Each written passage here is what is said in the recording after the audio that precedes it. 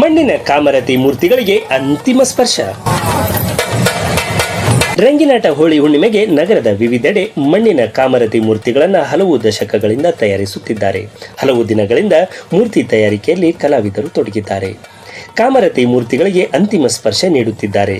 ಬೇಡಿಕೆಗೆ ಅನುಗುಣವಾಗಿ ತಯಾರಿಕೆ ಮಾಡುತ್ತಿದ್ದಾರೆ. ಹೀಗಾಗಿ ಮಣ್ಣಿನ ಕಾಮರತಿ ಮೂರ್ತಿಗಳಿಗೆ ಬಣ್ಣ ಹಚ್ಚುತ್ತಿದ್ದಾರೆ. ಜಿಲ್ಲೆಯಲ್ಲಿ ಹೋಳಿ ಹುಣ್ಣಿಮೆಗೆ ಕಟ್ಟಿಗೆ ಕಾಮಣ್ಣನೊಂದಿಗೆ ಅವಳಿ ನಗರಗಳಾದ ಗದಗ, ಬೆಟಗೇರಿಯಲ್ಲಿ ವಿಶೇಷ ಎನ್ನುವಂತೆ ಕಾಮರತಿ ಮಣ್ಣಿನ ಮೂರ್ತಿ ಪ್ರತಿಷ್ಠಾಪಿಸಿ ಪೂಜಿಸುವ ಸಂಪ್ರದಾಯ ಇದೆ.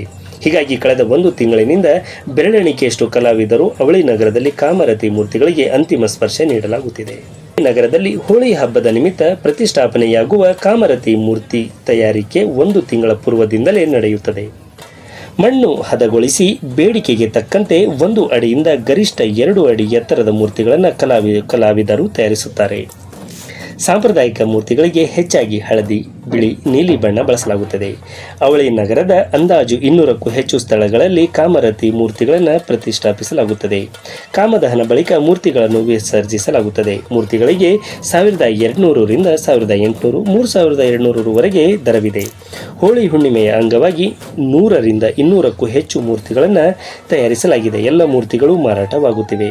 ಜಿಲ್ಲೆಯ ಸುತ್ತಮುತ್ತಲಿನ ಗ್ರಾಮಸ್ಥರು ಸಹ ಬಂದು ಮೂರ್ತಿ ತೆಗೆದುಕೊಂಡು ಹೋಗುತ್ತಿದ್ದಾರೆ. ಕಾಮರತಿಯ ಮೂರ್ತಿಗಳನ್ನು ಕಳೆದ 2 ತಿಂಗಳಿನಿಂದ ನಿರ್ಮಾಣ ಮಾಡಲಾಗಿದೆ. ಸುಮಾರು 120 ಜೋಡಿ ನಿರ್ಮಾಣ ಮಾಡಲಾಗಿದೆ. ಮೊದಲೇ ಬುಕ್ ಮಾಡಿ ತಮಗೆ ಬೇಕಾದ ಮೂರ್ತಿಗಳನ್ನು ಮಾಡಿಸಿಕೊಂಡು ಹೋಗುತ್ತಾರೆ. ಪ್ರಸಕ್ತ ವರ್ಷ ಉತ್ತಮ ವ್ಯಾಪಾರ ಆಗಿದೆ. ಮಣ್ಣಿನ ಮೂರ್ತಿಗಳೊಂದಿಗೆ ಕೆಲವೆಡೆ ಕಿಟ್ಟದ ಮೂರ್ತಿಗಳನ್ನು ಪ್ರತಿಷ್ಠಾಪನೆ ಮಾಡಲಾಗುತ್ತದೆ. ಕಟ್ಟಿಗೆ ಅಚ್ಚಿಗೆ ಹುಣಸೆ ಬೀಜದಿಂದ ತಯಾರಿಸಿದ ಶೇರಿ, ಕಟ್ಟಿಗೆ ಪುಡಿ ಮಿಶ್ರಣ ಮೆತ್ತಿ ತಯಾರಿಸುವ ಕಾಮರತಿ ಮೂರ್ತಿಗಳಿಗೆ ಕಿಟ್ಟದ ಮೂರ್ತಿಗಳು ಎನ್ನಲಾಗುತ್ತದೆ. ಈ ಮೂರ್ತಿಗಳಿಗೆ ಪ್ರತಿ 4-5 ವರ್ಷಕ್ಕೊಮ್ಮೆ ಬಣ್ಣ ಬಳಿದರೆ ಕನಿಷ್ಠ 60 ರಿಂದ 70 ವರ್ಷದವರೆಗೆ ಬಾಳಿಕೆ ಬರುತ್ತವೆ.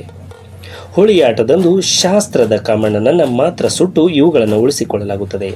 ಹಿಂದೆ ಕೊಪ್ಪಳ ಜಿಲ್ಲೆ ಕಿನ್ನಾಳದಲ್ಲಿ ಮಾತ್ರ ಇಂತಹ ಮೂರ್ತಿ ತಯಾರಿಸಲಾಗುತ್ತಿತ್ತು. ಆದರೆ ಇಲ್ಲಿನ ಕಲಾವಿದರು ಸಹ ತಯಾರಿಸುತ್ತಿದ್ದಾರೆ ಎನ್ನುತ್ತಾರೆ ಸ್ಥಳೀಯ ತಯಾರಕರು.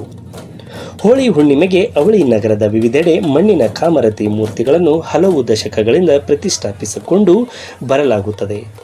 ಹೋಳಿ ಹುಣ್ಣಿಮೆ ದಿನ ಕಾಮರತಿಯರ ಸುಂದರ ಮೂರ್ತಿಗಳಿಗೆ ಶೃಂಗರಿಸಿ ಅದನ್ನು ಕಾಮನ ಕಟ್ಟೆಯ ಮಂಟಪದಲ್ಲಿ ಪ್ರತಿಷ್ಠಾಪಿಸಲಾಗುತ್ತದೆ. ಅದು 5 ದಿನಗಳವರೆಗೆ ಕಾಮರತಿಗೆ ವಿಶೇಷ ಪೂಜೆ ಮಾಡಲಾಗುತ್ತದೆ. ರಂಗಪಂಚಮಿ ದಿನ ಕಾಮದಹನ ಮಾಡಲಾಗುತ್ತದೆ. ಅಂದು ಅವಳಿ ನಗರದಲ್ಲಿ ಬಣ್ಣದ ಓಕುಳಿ ಆಡಲಾಗುತ್ತದೆ.